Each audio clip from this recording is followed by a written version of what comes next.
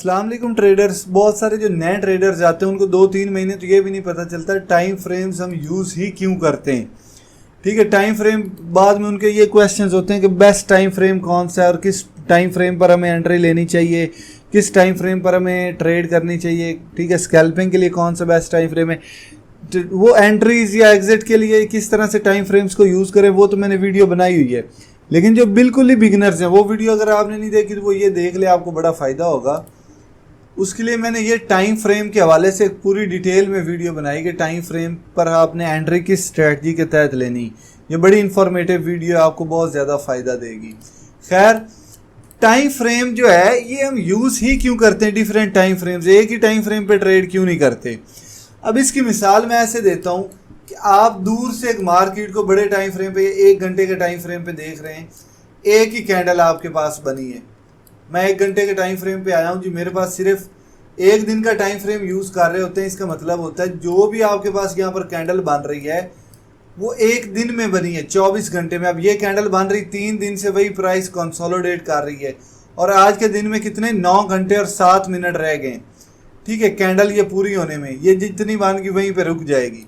ठीक है, मैं 1 मिनट पे अगर आता हूँ यहाँ पर 1 मिनट पे, तो जो भी कैंडल बनी है वो 1 मिनट में बन रही है। ठीक है, जो भी कैंडल बन रही, ये प्राइस ओपन कहाँ से होती है, मैं थोड़ी सी है ना बड़ी इंफॉर्मेटिव होगी, जो नए बिगिनर्स आए उनको टाइम फ्रेम का कॉन्सेप्ट और ये कैंडल्स कैसे बनती है ये कॉन्सेप्ट क्लियर हो जाएगा।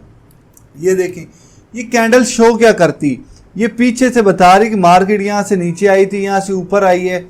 अब देखें, अगर हमारे पास डाटा कैंडल्स की सूरत में या इस तरह से स्ट्रक्चर की सूरत में नहीं होगा तो डाटा में कैसे मिलेगा, हमें यही मार्केट में फिर आएगा ना कि 12:03 पे और 33 सेकंड पे BTC का रेट था 31,035।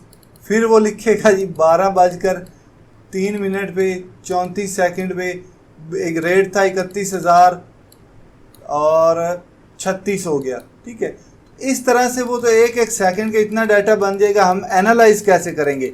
लेकिन जब एक स्ट्रक्चर की सूरत में हमें डाटा मिल रहा है तो उसको हम एनालाइज कर सकते हैं कि फलां डेट को प्राइस यहाँ पर गई थी, यहाँ से मार्केट गिरी थी, क्यों गिरी थी, रेजिस्टेंस है, सपोर्ट है, ऑर्डर ब्लॉक, वो सारी चीज़ें फिर आ जाती। लेकिन वैसे ही डाटा लिखा हुआ हमें मिल जाएगा, उसको एनालाइज करना बड़ा मुश्किल हो जाता है। इस तरह स्ट्रक्चर की डिफरेंट वेज में भी हम यूज़ कर सकते हैं, जैसे इस तरह से, इस तरह से, इस तरह से। तो ये डाटा है, इसको जिस सूरत में आप देखना चाहें देख सकते हैं, लेकिन ज़्यादा जो बेस्ट है वो ये वाली सूरत है। ठीक है, अब ये कैंडल्स बनती कैसे हैं, ये देखें ना, यहाँ पर मुझे यहाँ पर पता चल रहा है कि इस डेट को मंडे 17 जुलाई 2023 13:49 पे रेट 30,222 था, ये यहाँ पर बता रहा है। ठीक है, ये कर्सर हमें डेट और प्राइस कंबाइन करके एक पॉइंट पे बता रहा है। यहाँ पर टाइम और डेट दोनों बता रहा है। देखिए, डेट वाले स्केल पे ब्लैक में डेट हाईलाइट है और उधर प्राइस हाईलाइट है। बाकी ये कैंडल्स विक्स और टेल्स कैसे बनाती, एक कैंडल की बॉडी इस तरह से होती, ठीक है, सॉरी इस तरह से, और उसमें एक होती टेल, सॉरी ये मैं एक सेकंड थोड़ी सी इसको बड़ा कर लेता हूँ। ये इसकी एक टेल होती है, इसका कलर भी मैं चेंज कर दूं ताकि आप लोगों को आसानी हो। अब एक रेड कैंडल होती है और एक ग्रीन होती है। जो रेड कैंडल होती है वो स्टार्ट ऊपर, ओपन ऊपर से होती है और क्लोज डाउन की तरफ होती है रेड कैंडल, और जो ग्रीन कैंडल होती है वो स्टार्ट आपकी नीचे से होती है और क्लोज ऊपर की तरफ होती है। अब ये विक्स क्या बताती हैं, ये विक बताती, फर्ज करें 1 मिनट में एक टाइम फ्रेम में यूज़ कर रहा हूँ तो उस मिनट में रेट कितना नीचे आया था। अभी मैं आपको दिखाता हूँ, ये देखिए अभी एक रेट चल रहा है, यहाँ पर काउंटडाउन भी चल रहा होगा 1 मिनट का। 1 सेकंड, सिग्नल मेरे ख्याल में चले गए। ये देखिए 30 सेकंड चल रहा है। अभी देखिए यहाँ से ये अगली कैंडल बनेगी। अगर पिछली कैंडल की क्लोजिंग ब्लू कैंडल की, ग्रीन की, रेड की डाउन तरफ होती, यहाँ पर डाउन पे क्लोज हुई, अगली कैंडल यहाँ पे डायरेक्ट ओपन हुई। अब पिछली कैंडल की क्लोजिंग से मैं इधर BTC USDT पे आता हूँ, थोड़ा सा ज़्यादा क्लियर नज़र आएगा। अगर पिछली कैंडल की क्लोजिंग पे देखें, कैंडल क्लोजिंग से, पिछली कैंडल की क्लोजिंग से रेट नीचे गिरे तो वो कैंडल रेड रहेगी। अगर पिछली कैंडल की क्लोजिंग से रेट ऊपर चले जाए तो वो ग्रीन हो जाएगी। अब देखिए ये रेड कैंडल क्लोज नीचे हुई, रेट उससे नीचे जा रहा है तो वो रेड अगली कैंडल बन रही। 47 सेकंड में जिधर भी रेट जाएगा, ठीक है, कैंडल भी उधर उधर बनती जाएगी। नीचे रेट गिरेगा, ठीक है, 271 से नीचे आएगा तो कैंडल भी नीचे बनेगी रेड, ठीक है। यहाँ से ऊपर जाएगा इस ब्लैक लाइन से जो मैंने लगाई, इससे अगर ऊपर चला गया तो कैंडल ग्रीन हो जाएगी। क्यों? क्योंकि पिछली कैंडल के रेट से ये रेट अभी बढ़ने लगा। पिछली कैंडल का रेट यहाँ पे क्लोज हुआ था, इस प्राइस से अगर ऊपर रेट चला गया तो अगली कैंडल ग्रीन हो जाएगी। अदरवाइज ये 20 मिनट यहाँ पर अगर टाइम खत्म होता है, ये कैंडल ऐसे ही बन के खड़ी हो जाएगी, अगली कैंडल स्टार्ट हो जाएगी। अब विक्स क्या बताती, ये देखिए ये ग्रीन क्यों हुई है, पिछली कैंडल की क्लोजिंग से रेट ऊपर चला गया इसलिए ग्रीन। अब ये विक नीचे क्या बता रही, ये बता रही उसी मिनट में रेट यहाँ तक भी आया था, लेकिन कैंडल स्टार्ट उस मिनट की यहाँ पे हुई थी, मैक्सिमम रेट नीचे यहाँ तक गिरा और ऊपर यहाँ तक मैक्सिमम गया, इससे ऊपर नहीं गया। अब यहाँ पर क्लोज ग्रीन यहाँ पे हुई है, अगली कैंडल देखते हैं कहाँ क्या बनती। इस प्राइस से अगर नीचे रेट गया तो रेड बनेगी, इस प्राइस से ऊपर रेट चला गया तो वो ग्रीन बनेगी, और 1 मिनट में जो बना हमारे सामने हाजिर हो जाएगा। ये मेरे भाई कैंडल्स इस तरह से बनती है, और टाइम फ्रेम्स का क्या सीन है वो भी बताता हूँ। हर कैंडल 1 मिनट में बन रही। अब ये विक क्या बता रही थी, ये बता रही थी इस 1 मिनट में रेट, कैंडल का रेट यहाँ से स्टार्ट हुआ और मैक्सिमम उसी मिनट में रेट यहाँ तक गया, और उसी मिनट में मार्केट गिरी, और जब 1 मिनट पूरा हुआ तो यहाँ पे कैंडल क्लोज होगी। ये विक बता रही उसे 1 मिनट में मैक्सिमम रेट यहाँ तक गया है, ठीक है। अब ये देखिए रेड ग्रीन हो रही है ये कैंडल, अगर यहीं पे मिनट खत्म हो गया तो ये ऐसे ही पेपर की तरह एक छोटी सी ब्रीक सी डंडी सी बन जाएगी बस। ये देखिए अभी रेट टाइम खत्म होने लगा, जो बना है वैसे ही रह जाएगा। ये देखिए ये वैसी ही रहेगी, क्यों? उस मिनट में ना रेट ऊपर गया ना नीचे, तो वहाँ पर कोई कैंडल नहीं बनी, बिल्कुल एक लाइन लग गई है। अगली कैंडल अब ग्रीन होती है रेड, इसी रेट से अगर नीचे रेट गया तो कैंडल आपको रेड में शो करवाएगी, मतलब उस 1 मिनट में डाउन गई थी। ये मेरे भाई चीज़ है। अब अगर मैं आऊँ इधर आपके 1 दिन के टाइम फ्रेम पे, तो यहाँ पर जो भी कैंडल आपके पास बनी है वो 24 घंटे में बनी है। अब टाइम फ्रेम्स हम चेंज क्यों करते हैं? फर्ज करें कि मेरे पास ये 3 कैंडल्स बनी है, ये 3 कैंडल्स, अब इन पे मैं कोई एनालिसिस कर सकता हूँ अपना? कोई एनालिसिस खास नहीं होगा, ना मैं इस पर सपोर्ट अपनी मुझे सही प्रॉपर नज़र आ रही, ना ट्रेंड लाइन नज़र आ रही, ना कोई रेजिस्टेंस प्रॉपर आ रही है। ये एक बॉक्स में 1 2 3 4 5 दिन की कैंडल्स हैं। मैं अभी 15 मिनट पे जाता हूँ तो यही डाटा 15 मिनट की कैंडल्स में डिवाइड हो जाएगा। 24 घंटे की कैंडल्स 15 मिनट में डिवाइड हो जाएंगी। इसका ये मतलब, ये आया मैं 15 मिनट पे, ये देखिए वही बॉक्स कितना बड़ा हो गया। क्यों? क्योंकि मैंने टाइम को चेंज किया, वो डाटा आपका डिवाइड होकर मज़ीद वो दिखा रहा है। ये लें, अब मेरे पास, मैं इस पर एनालाइज कर सकता हूँ चीज़ों को। ये मेरे पास एक ट्रेंड लाइन बन रही थी, एक टॉप को दूसरे से मिलाया, 3rd पॉइंट पे मुझे रेजिस्टेंस मिली, तो यहाँ पर मैं शॉर्ट कर सकता था, लेकिन मुझे 1 दिन के टाइम फ्रेम पे ये पता ही नहीं चलना था अगर 1 दिन पे ही मैं बैठा हुआ हूँ।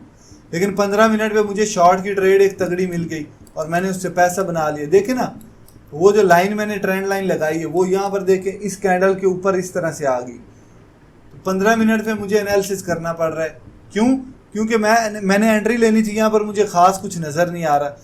तो यही मैं अगर 1 घंटे पे चला जाता हूँ, मुझे मे भी कुछ और नज़र आए, डाटा वही होना है, लेकिन वो कैंडल्स की जो है डिवाइड में जाएंगे तो एक स्ट्रक्चर आपको बना हुआ नज़र आएगा, उसको एनालाइज कर सकते हैं। यहाँ पर देखिए, यहाँ पर भी वही ट्रेंड लाइन आपकी बन रही थी, ठीक है। एक टॉप को दूसरे टॉप से मिलाया, 3rd पॉइंट पे मेरी शॉर्ट की एंट्री बन रही थी, मैंने ले ली।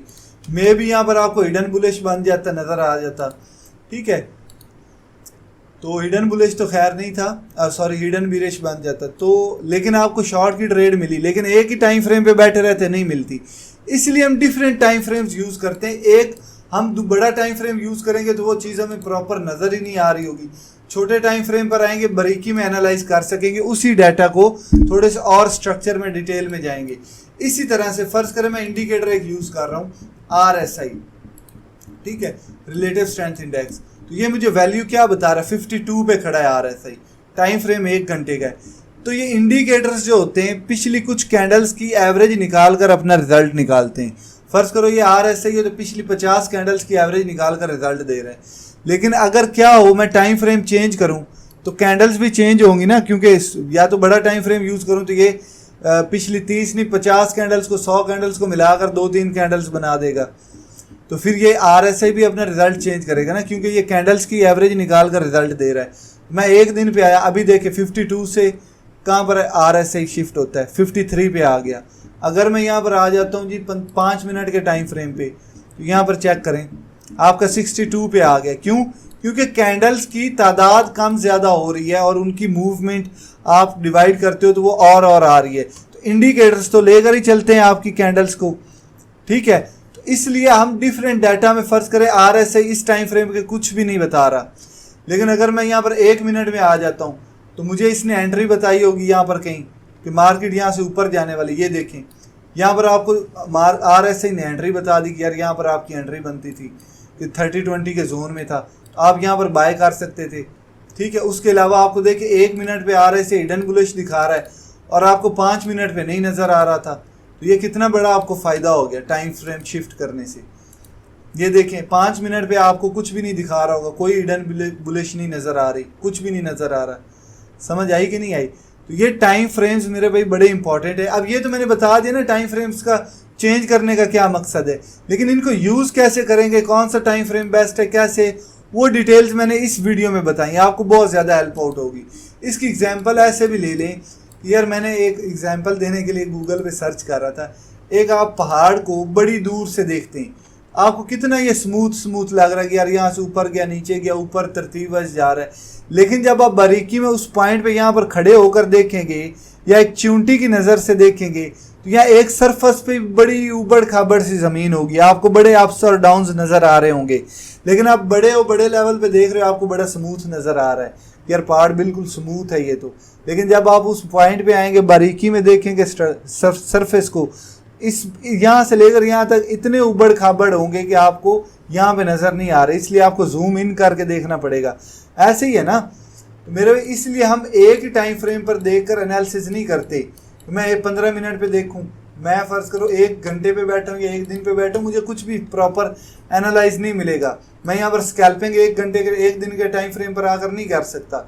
लेकिन जब मैं यहाँ पर 15 मिनट पे आऊँगा तो मुझे बड़ी अपॉर्चुनिटीज़, यहाँ इसी जोन में मैंने बड़ी ट्रेडें मार ली होंगी, इस जोन के अंदर भी ये 4 दिन में मैंने 5-6 ट्रेडें ले ली होंगी। लेकिन 1 दिन पे बैठा हूँ तो मुझे कुछ भी नज़र नहीं आ रहा प्रॉपर, बड़े अरसे बाद कोई एंट्री मिलेगी, मे बी 4-5 महीने बाद मिले। इसलिए हम टाइम फ्रेम्स को शिफ्ट करते हैं और ये आप वीडियो देखेंगे मज़ीद आपको पता चल जाएगा टाइम फ्रेम्स के साथ प्ले कैसे करना है आपने। बाकी भाई को इजाज़त दें। ये उन दोस्तों के लिए था जिनको समझ नहीं आ रही थी कि टाइम फ्रेम्स होते क्या है, कैसे यूज़ करेंगे, कैंडलें कैसे बनती वगैरह वगैरह। भाई को इजाज़त दें। अल्लाह।